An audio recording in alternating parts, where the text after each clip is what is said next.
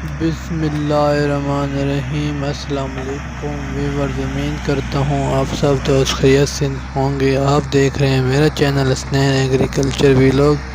दोस्तों, अगर आप मेरे चैनल पर न्यू हैं तो मेरे चैनल को लाइक और सब्सक्राइब कर दें। दोस्तों, ये एक्सीवेटर मशीन हमने अपनी ज़मीन में लगवाई हुई है। हमारी ज़मीन कुछ जो लेवल में नहीं है उसको ज़रा हम लेवल करवा रहे हैं। ये टीले पड़े हुए हैं, ठीक है, इनको ज़रा सेट करवा के बाग लगवाएंगे यहाँ पर। ठीक है दोस्तों, इसलिए अपनी जो रेत है, रेतली ज़मीन है, उसको हम एक इकट्ठा कर रहे हैं ताकि बाद को हमें जब ज़रूरत होती है बाग में डालने के लिए तो हमें फिर आसानी से मिल सके। बाग के लिए ये बहुत ज़रूरी है, हर साल हमें बाग में डालनी पड़ती है रेत।